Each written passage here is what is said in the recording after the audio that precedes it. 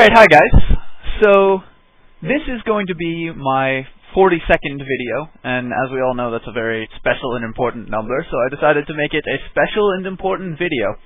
For a long time now, I've been promising you guys a jungling tutorial, where I collect information about jungling and tell the world, and that's going to be this. I have in Skype with me with their mics muted, so they can hear me, but you can't hear them. A number of helper puppets, which is Philip, who I don't think you've met Philip before. Ethan, who you certainly have met. You may remember Ethan from such films as Ethan Plays Soraka, Not Bad, and Ethan Chenault, a Mordekaiser Ghost. Ben and Adam, neither of whom I think you've met. Anyways, they'll be helping me out, so thanks guys. If you want to introduce yourselves, you can unmute and say hi to the stream. My right strings now. are yours, polished. Thank you, Ben. Go fuck yourself, Aaron. Ethan deserved that, just by the way. So yeah, this is going to be a jungling tutorial. No, I'm not down for a game, unfortunately, right now. Though I appreciate the invite. So in this tutorial, I'm going to talk, I'll start by telling you what I'm going to cover. Which is going to be what is jungling, first off, and its role in the metagame, and the role of a jungler on a team. The types of jungler, because there's different kinds of jungler who fulfill different functions, and which common heroes commonly fulfill those functions. Jungle build and paths, although I won't be getting too strongly into specifics here. How you can help the jungler on the team if you happen to be playing on a team with a jungler and not jungling. The correct procedure both for the laners and for the jungler on how to gank from the jungle. The correct way to arrange dragon fights. And a little bit of counterjungling and how to prevent counterjungling, although we won't be getting into that in too detailed a way. What I won't be covering is heroes that aren't full-time junglers. So some heroes will do some jungle creeps consistently. Like if you have a top lane Singed, he'll often leave the lane and grab purples, small golems, and blues, small wolves, because he can do that basically for free after pushing the lane. That's part-time jungling, and it's an important role in the team, but isn't really what we're going to be talking about. I also won't be talking about incredibly advanced high-level jungle techniques, because one, I'm not an incredibly advanced high-level player, and two, most solo-Q teams, which is where I tend to play, are just not coordinated enough to take advantage of really high-level jungling techniques. Also because this is fundamentally based on where the metagame is at right now, and because high-level techniques are usually about innovation, they're changing too fast. If I talked about what they're doing right now, it will be different in a week. Everything that I say here is my opinion, but you know that already because I'm the one talking. It's all based in the metagame. It's current as of whatever the hell day it is, August 22, 2011. So if they're watching this a year from now, probably things are different. I'm doing this all in a single take with, at least hopefully, unless something goes terribly wrong, with minimal interruption, so, things may break. And I'm going to say and a lot. So, the first thing we should talk about when we're looking at jungling and jungling on a team is why it is that you would have a jungler. Firstly, what is a jungler? And then why it is that you have a jungler. So, simply stated, a jungler is a player on the team who spends all their time killing neutral monsters. They don't go to a lane unless they're ganking. Why you do this is because it increases the overall XP and gold potential of the team. There's this whole resource in the jungle that's not exploited if you don't have someone killing those creeps full time. If in an ideal world, every hero gets, your top lane solo gets every single last hit and XP for all the lane creeps, and your mid solo gets every single last hit and XP for all the lane creeps, and your bottom players get every single last hit and XP for all the lane creeps. Then there's a certain maximum amount of gold in the lanes, right? You increase the maximum amount of gold available to you if you kill neutral monsters. This is pretty basic, but it's something that a lot of teams seem to have trouble grasping, that they will be better as a team with a jungler. The way a jungler tends to fit into a team right now is you have a jungler, you have a solo top, you have a solo mid, and you have a dual lane bottom. The reason for this is it gives you better dragon control, but we'll talk more about that later. The other really powerful thing about a jungler is that junglers give you hidden information. If all of your team is visible in the lanes, as in they're near enemy creeps, so the enemy creeps can see them, then the other team always knows where all 5 of you are.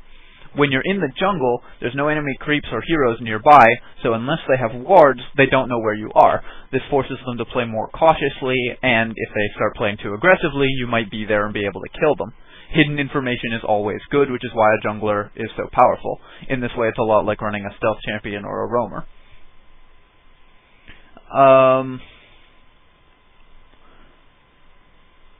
We should talk about common types of jungler, because there's a few different kinds of jungler, and what specific role they fill on the team.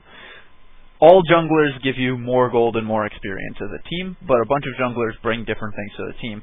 I've prepared here a handy list of which of the types of junglers and which heroes commonly fill these roles. There are a lot of heroes that aren't on this list that can jungle. And there's a lot of heroes that aren't on this list that can even jungle reasonably well, but you don't usually see them jungling because they fill another role better, or they're just not very strong champions right now. So the first kind of jungler is a ganking jungler. And what this sort of hero does, is it gives you extremely powerful early game presence in the lanes. It makes the enemy's heroes have to play very cautiously. The common junglers for this are Rammus, Shaco, and Nunu. Nunu has a little asterisk next to his name because Nunu also has another common role, which we'll talk about more later. On the opposite end of the spectrum, junglers that don't cause the enemy heroes to play cautiously, but do present enormous threats late game.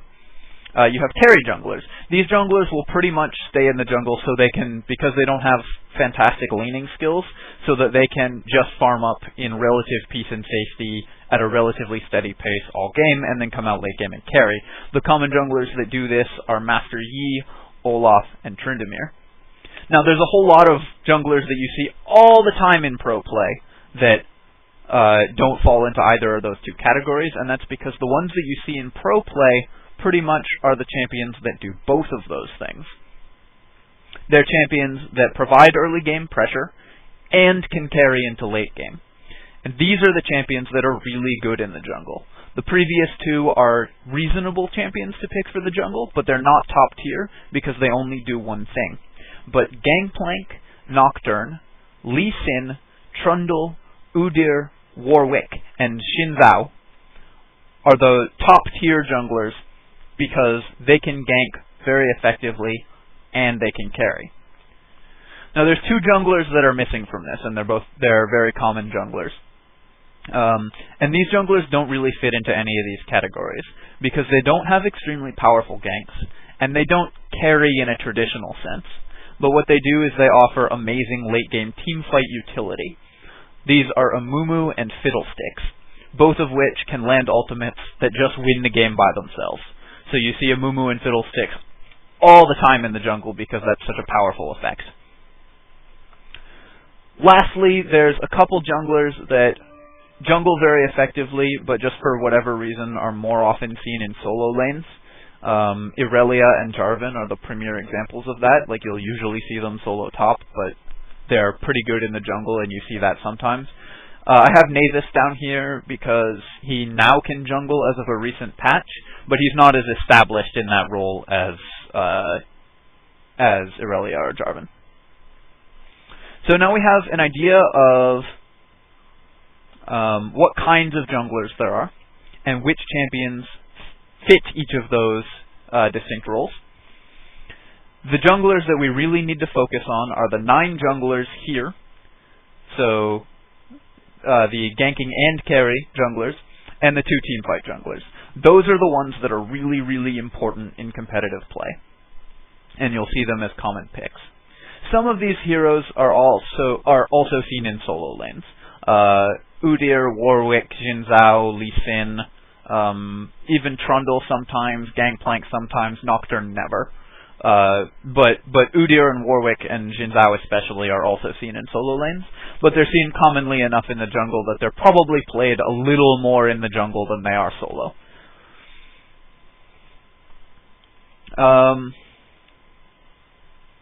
So, you know what types of heroes are good at jungling. You know which heroes fill those roles. You've decided you want to jungle, but you don't know how. So, we should talk about how you get started with jungling. So the first thing that you want to do is pick a hero. I would suggest picking one of these 9. If you're going to start with jungling, I would pick up probably, if you're completely new to jungling, I would say Nocturne, Trundle, Udyr, Warwick, and Nunu are probably the best junglers to start with, because they're very safe, they're relatively fast, and they provide good mid to late game effects. So just probably one of those is your best bet. Now, you've probably heard that you need certain kinds of runes to jungle, and for the most part that's true. A lot of these heroes do need certain kinds of runes. But these junglers are generally good enough that you can do it without runes or with slightly bad runes. The important runes to have before you get set up as a jungler, the critical ones are these armor yellows. Armor marks will just make your armor seals will make your jungling just enormously better. Attack speed reds are also very powerful because attack speed is good in a static stand-up brawl fest, which you literally never have ever in a game, especially as a melee champion, except against neutral monsters who don't run away. So attack speed, generally speaking, is your best bet on red for increasing your damage output maximally. As you can see on my generic jungle page, I'm also running cooldown glyphs and health quintessences. These are not necessary and indeed are probably suboptimal, but these are really solid transferable runes, so if you're on a budget, they're pretty good to have. That's what I run. Having picked a champion, what I would do is I would go to YouTube and look up a path, but we'll talk a little bit more about that once we actually get into a game, which we're going to do shortly.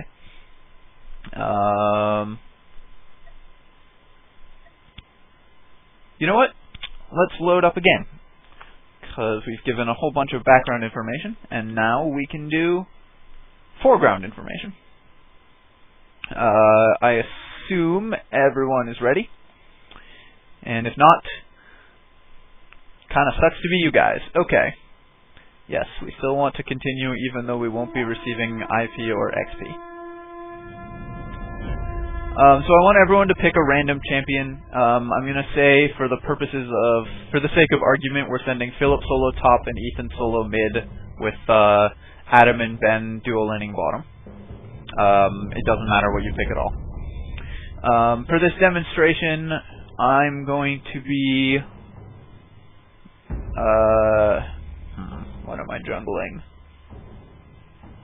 This is always a difficulty for me. I hadn't decided ahead of time what I was going to pick. I'm going to do Nocturne because Nocturne's a very common jungler. So, the first thing you have to do on a jungler, always, is get Smite.